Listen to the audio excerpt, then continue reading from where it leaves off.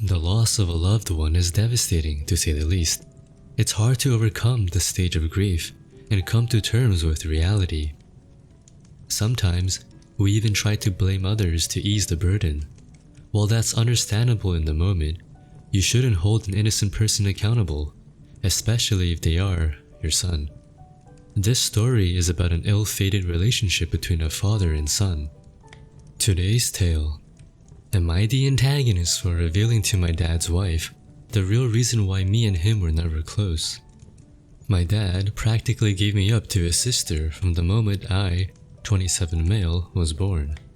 My mom died when she was giving birth to me, and my aunt told me he never recovered from that because he blamed me for her dying.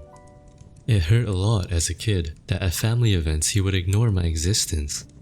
When I was a little older, he got more vocal about me killing her, and he can't stand to look at my face. You can imagine the amount of therapy that put me in. I used to go to church crying because I was scared about going to hell for doing that to my mom. And that's how much his words messed me up. But the worst part was that I never stopped trying to be accepted by him. After my high school graduation, he told me to never bother him again since he legally has no obligation to me anymore. He was sending my aunt money to take care of me. Around that time was when I finally started accepting the reality, so from there we moved on with our lives. My aunt doesn't talk to me about him. Sometimes my grandparents do, and that's how I found out he got married. They were mad he didn't invite me to their wedding, but to me it didn't matter because we're not close. But it was his wife who wanted to meet me. It's the first time ever that he wants to make contact, and it was to pretty much say she wants me in their lives. She doesn't know the real reason about why we're estranged. He asked me to please not say anything, and maybe this could be a way to reconcile after all.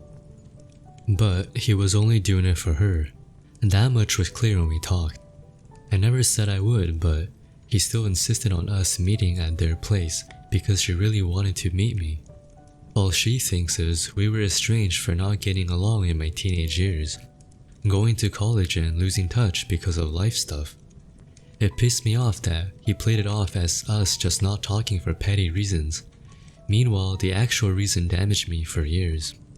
I told her the truth, everything he said to me, that he was never a parent to me. That was all my aunt heard. The outcome was a disaster. Everyone has heard about this now. My grandma in particular told me she understands my anger, but this was his chance fighting someone since losing my mom, and now it's been put in jeopardy. My dad is devastated. They thought I was going too far to ruin his marriage that way, when he was willing to include me in their lives, which could have been the start of our relationship. And they said, not only did I ruin that, but also possibly wrecked his marriage. She just doesn't agree at all with what he did, and it could have been avoided if I didn't say anything. For me, it was hard not to tell the truth after the lies made it seem like it was nothing serious. I couldn't ignore what happened after what he did. I don't know if it was the right call since it put their whole marriage at risk after all. Being repeatedly blamed for your mother's death by none other than your father is heartbreaking. He's unable to accept the reality that it wasn't anyone's fault. You may be sympathizing with your father's marriage situation, but she deserves to know the truth. The person whom she will be spending the entirety of her life with. What do you think? Here are some comments. He ruined his own marriage. That's the consequence he has to face for choosing to treat you like dirt for something you're not responsible for. That's right, OP. You are not responsible for what happened, no matter what your father might try to tell you. Your mother's death was tragic, but it was no one's fault. Him repeatedly blaming you, his child who wasn't even born yet, for killing her is messed up. Something not many people understand is that you might go through trauma, but that doesn't give you a free pass for putting others through the same. You can be a victim and a villain at the same time. Losing his wife to things out of his control is hard, but he's still in the wrong for treating you badly, and he'll be held accountable for that. You did nothing but tell a stepmother the truth. A relationship that can be ruined by a simple truth is a relationship built on lies. Simply knowing that my husband is an absent, horribly cruel father who has no intentions of changing would be an instant deal breaker for me. But knowing that he lied about it for our whole relationship so I wouldn't walk away is just, wow.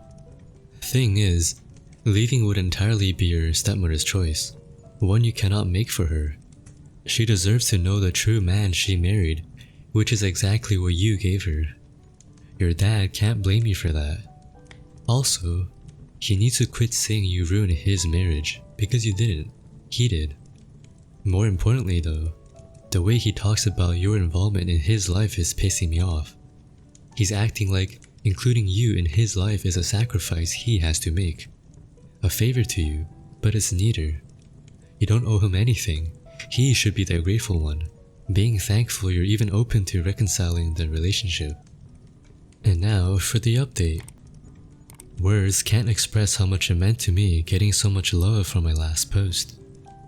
Everyone who supported not just my actions, but also acknowledged the hurt.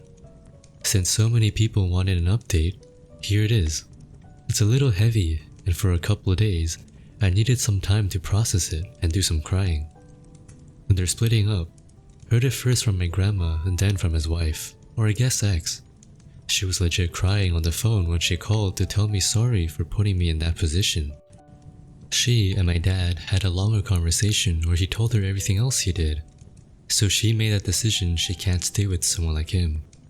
And she wanted me to know how disgusted she is, also to tell me thanks, which is something I really needed to hear. My dad is who he is, yeah, but regardless, two people splitting their marriage because of what you said is a hard thing not to feel guilty about. And this lady is heartbroken going through a divorce just a few months after getting married, and she wanted to make the time to reassure someone else that they made the right choice. Unexpectedly though, my dad wanted us to talk yesterday. My girlfriend again didn't want me to. Trust me, I get her point. She's the one who didn't want me having dinner with him in the first place. For one thing, we didn't know what he wanted to talk about, and what would that do to my mental health. It was probably a bad risk to take, but I met with him. And yeah, I should listen to my girlfriend more when it comes to this stuff.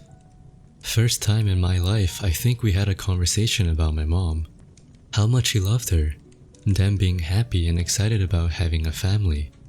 But then she died and he told me, even if it's wrong, he can't ever not blame me, because simply, if I hadn't been born, she'd still be here. He's only sorry for not completely staying away from me and saying horrible things growing up. While he wasn't saying this to be malicious, since he seemed sincere, it was still an ouch for me.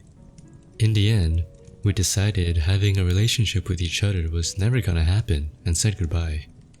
He at least apologized for trying to put me in that position. First good thing he ever did was tell me what happened with his wife wasn't my fault. Then I just went home and cried. Had my day to process.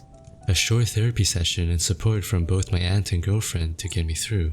The rest of my family is leaving me alone at least, so glad that in the end it was resolved. Not a total happy ending, I know, but in the end it's better this way. I was hoping your father would come to the realization that you were not responsible for what happened. But unfortunately, he could not let go of that thought, one he held for close to 3 decades.